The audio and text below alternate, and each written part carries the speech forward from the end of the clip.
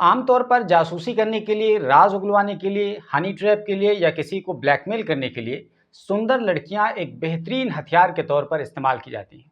और इस वीडियो में जिस लड़की की हम बात करने जा रहे हैं, वो लड़की भी इंतहाई खूबसूरत और पुरकशिश थी, जिसके झांसे में आकर राजस्थान का एक नौजवान, बल्कि कह लीजिए कि 24 नौजवान उनमें से एक नरेंद्र कुमार था, वो अपने देश के साथ गद्दारी कर बैठता है। तो क्या है एक पाकिस्तानी लड़की और भारत के 24 लड़कों की दोस्ती और जासूसी की पूरी कहानी? चलिए आपको इसके बारे में शुरू से बताते हैं। तो दरअसल राजस्थान के बीकानेर में नरेंद्र कुमार नाम का एक नौजवान रहता था, जिसकी उम्र 22 साल के आसपास थी और वो बाइक मैकेनिक का काम किया करता था।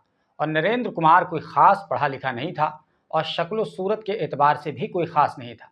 और वो भारत पाकिस्तान के सरहदी इलाके बीकानेर में एक जगह है जिसका नाम है खाजूवाला आनंदगढ़, वहाँ का रहने वाला था। तभी साल 2021 में एक दिन वो फेसबुक स्क्रॉल कर रहा होता है और इस दौरान उसने देखा कि उसके फेसबुक टाइमलाइन पर एक फ्रेंड रिक्वेस्ट आती है और ये रिक्वेस्ट एक लड़की ने भेजा था और उसका नाम पूनम बाजवा था। तो नरेंद्र कुमार ने उसका प्रोफाइल खोल कर देखा। उसने बायो में लिख रखा था कि वो भटिंडा पंजाब के रहने वाली है और वो बीएसएफ में डाटा एंट्री का काम करती है और उसकी उम्र भी 22-23 साल के आसपास है। उसके बाद जब नरेंद्र ने लड़की की तस्वीर देखी तो वो देखते ही पागल हो गया और देखा कि एक खूबसूरत लड़की है जो इससे दोस्ती करना चाहती है। अब बिना आगे कुछ सोचे समझे नरेंद्र कुमार ने फ्रेंड रिक्वेस्ट को एक्सेप्ट कर लिया और अब पूनम बाजवा और नरेंद्र कुमार दोनों फेसबुक दोस्त बन गए। अब जैसे ही नरेंद्र कुमार पूनम बाजवा के संपर्क में आता है, उसके बाद से ही पूनम बाजवा अपना खेल शुरू कर देती है और पूनम बाजवा ने सबसे पहले नरेंद्र कुमार से चैट करना शुरू कर दिया। पहले खूब दोस्ती की बातें की, मौज मस्ती भरी बातें की, चैट के जरिए एक दूसरे को रिझाने की कोशिश की। उसके बाद दोनों एक दूसरे का मोबाइल नंबर एक्सचेंज करते हैं और अब फ़ोन से बातचीत की शुरुआत होने लगती है और उसके बाद व्हाट्सएप पर वीडियो कॉल की भी शुरुआत हो जाती है और वीडियो कॉल पर दोनों एक दूसरे से घंटों घंटों बातें करने लगते हैं। इस तरह समय गुजरने के साथ साथ दोनों के बीच बातचीत का सिलसिला बहुत लंबा और गहरा होता चला जाता है।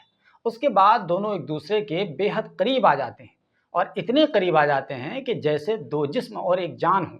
और उसके साथ ही दोनों एक दूसरे की बातों पर बेहद ज़रूरत से ज़्यादा भरोसा भी करने लगते हैं। यहाँ तक कि नरेंद्र कुमार और पूनम बाजवा एक दूसरे के साथ हर तरह की प्राइवेट चीज़ें भी शेयर करने लगते हैं। प्राइवेट चीज़ें बोले तो हर तरह की प्राइवेट चीज़ें। कई बार नरेंद्र कुमार वीडियो कॉल के दौरान पूनम बाजवा को बिना कपड़ों के ही देखना चाहता था, तो वो बिना किसी झिझक के उसको दिखाया भी करती थी। इस तरह जब नरेंद्र कुमार पूरी तरह पूनम बाजवा के बोतल में उतर जाता है, तो एक दिन पूनम बाजवा नरेंद्र कुमार से शादी वगैरह की बात भी शुरू कर देती है। अब इतना सुनकर नरेंद्र कुमार की खुशी 7वें आसमान पर पहुंच जाती है, क्योंकि कहाँ नरेंद्र कुमार मामूली सा चेहरा वाला और कहाँ एक खूबसूरत लड़की, और दोनों का धर्म भी एक है। जाहिर सी बात है, किसी तरह की कोई रुकावट भी नहीं थी, क्योंकि जब पूनम बाजवा वीडियो कॉल पर बातचीत किया करती थी तो उसके कमरे में कुछ हिंदू देवी देवताओं की तस्वीरें भी लगी हुई थी। इसीलिए नरेंद्र कुमार को लगा कि मेरी किस्मत खुल गई, ये तो मेरे धर्म की भी है और इत्तेफाक से एक ऐसी मुझे सुंदर सी लड़की मिल गई जो भला की हसीन है और पढ़ी लिखी भी है। अच्छा, एक बार नरेंद्र कुमार ने पूनम बाजवा से ये भी पूछ लिया कि आपको मुझसे कैसे प्यार हो गया, जबकि आप तो मुझसे बहुत ज़्यादा खूबसूरत हो, कहीं ज़्यादा पढ़ी लिखी हो। तो उसके जवाब में पूनम बाजवा वो वाली कहावत सुना देती है, दिल लगा गधी से तो परी क्या चीज़ है। हालांकि यहाँ मामला थोड़ा सा उल्टा था, यहाँ गधे को दिल लग गया था और वो इत्तेफाक से गधी नहीं थी। तो खैर, जब शादी की बात आती है तो नरेंद्र कुमार अपने घर वालों से भी इसके बारे में बातचीत करता है और लड़की की तस्वीर दिखाता है, तो उसके घर वाले मान जाते हैं, क्योंकि शादी तो करनी ही थी और इतनी सुंदर बहू मिल रही थी, तो फिर इससे बेहतर क्या हो सकता है नरेंद्र के घर वालों के लिए। तो अब नरेंद्र कुमार और पूनम बाजवा के बीच न केवल प्यार का रिश्ता था, बल्कि नरेंद्र कुमार पूनम बाजवा को लेकर अपने पत्नी के रूप में भी सोचने लगा था और दोनों के बीच दोस्ती इतनी ज़्यादा गहरी हो चुकी थी कि वो दोनों एक दूसरे के साथ हर वो चीज़ें शेयर कर रहे होते थे जो आमतौर पर बहुत गहरे रिश्ते में शेयर होती हैं। यानी हर तरह की पासवर्ड वगैरह की चीज़ें भी शेयर हो सकती थी। तो इस तरह दोनों का समय गुजरता गया। आखिरकार एक दिन पूनम बाजवा ने नरेंद्र कुमार से कहा, चलो एक व्हाट्सएप ग्रुप बनाते हैं और कुछ दोस्तों को भी उसमें जोड़ लो, तुम एडमिन बन जाओ और सब लोग यूं ही बातचीत करेंगे, थोड़ा सा टाइम पास होगा, क्योंकि हमें भी टाइम पास करना अच्छा लगता है। ये सुनकर नरेंद्र कुमार एक व्हाट्सएप ग्रुप बनाता है और इस ग्रुप का नाम रखा जाता है राजस्थान रॉयल्स न्यूज़। और इस व्हाट्सएप ग्रुप से नरेंद्र कुमार अपने कई सारे दोस्तों को और जानने वालों को जोड़ लेता है और ये लोग इसमें कई तरह की खबरें जुड़ने के बाद हंसी मजाक की बातें और अपने इलाके की कुछ न कुछ चीज़ें वो डालने लगते हैं। और कई बार पूनम बाजवा डिमांड भी करती थी, तो इसी वजह से डालने लगते थे। और दिलचस्प बात यह है कि पूनम बाजवा उनमें से कई सारे लड़कों को जानती थी और उन्हें इस तरह से जानती थी कि ये लड़की सिर्फ नरेंद्र कुमार ही से बातचीत नहीं करती थी, बल्कि इन लोगों से भी बातचीत किया करती थी जो और भी दूसरे लोग थे। और नरेंद्र कुमार उनमें से एक था, लेकिन नरेंद्र कुमार से कुछ ज़्यादा ही गहराई के साथ उसकी बातचीत थी और ज़्यादा बातचीत हुआ करती थी। हालांकि वो लड़की दूसरे लड़कों का भी मन बहलाया करती थी, जिस तरीके से नरेंद्र कुमार का बहलाती थी। उनके साथ भी बातचीत क्या करती थी, उनके साथ भी वो तमाम चीज़ें करती थी।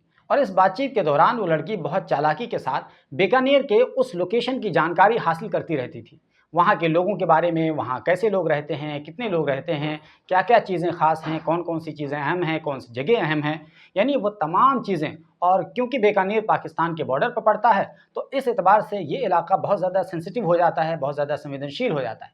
लेकिन नरेंद्र कुमार को इस लड़की ने इस तरह अपने हुस्न के जाल में फंसा लिया था कि वो सारी बातें बताता रहता था जो लड़की पूछा करती थी। एक दिन नरेंद्र कुमार इस लड़की के साथ उस इलाके की कुछ अहम चीज़ें शेयर कर देता है, क्योंकि वो लड़की उससे डिमांड करती है, जैसे कि बॉर्डर के आसपास बनी सड़कें, वहाँ का पुल, बीएसएफ के चेक पोस्ट, टावर, आर्मी की गाड़ियाँ और वो सभी प्रतिबंधित इलाकों की तस्वीरें और वीडियोज़ वगैरह वगैरह। ये सभी चीज़ें नरेंद्र कुमार उस लड़की से शेयर कर देता है।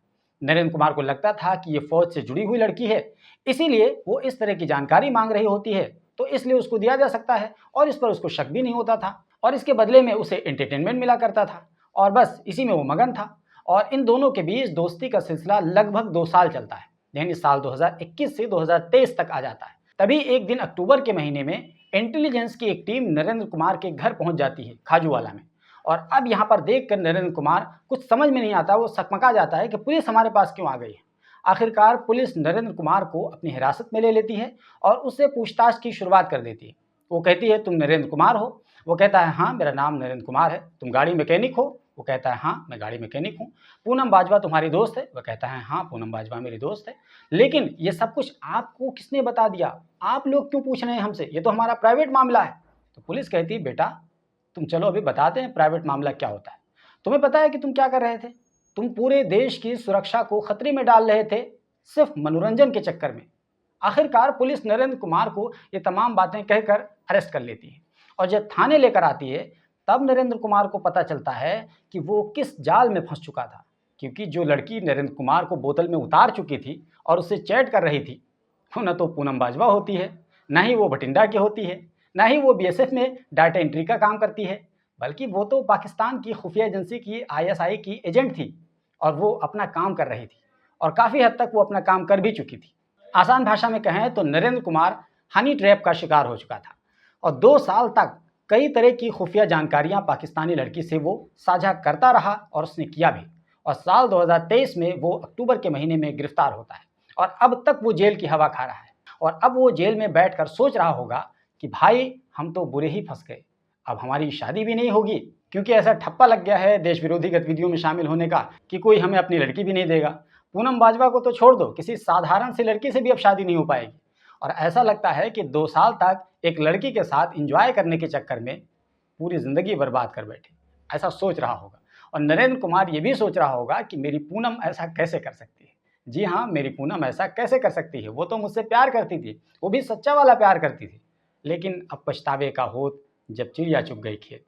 तो दोस्तों, जिस तरह अभी यूट्यूबर ज्योति मल्होत्रा पाकिस्तान के लिए जासूसी करने के आरोप में गिरफ्तार हुई हैं, तो हमने सोचा कि ये मुनासिब मौका है नरेंद्र कुमार की स्टोरी बताने का, इसीलिए हमने ये कहानी आप तक पहुंचाया है।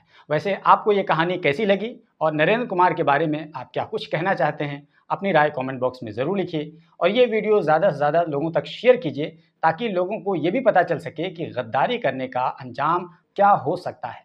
दोस्तों, बाकी हमारे चैनल को सब्सक्राइब कर लीजिए और फेसबुक पर देख रहे हैं तो हमारे पेज को फॉलो कर लीजिए। बाकी मिलते हैं एक नई स्टोरी के साथ।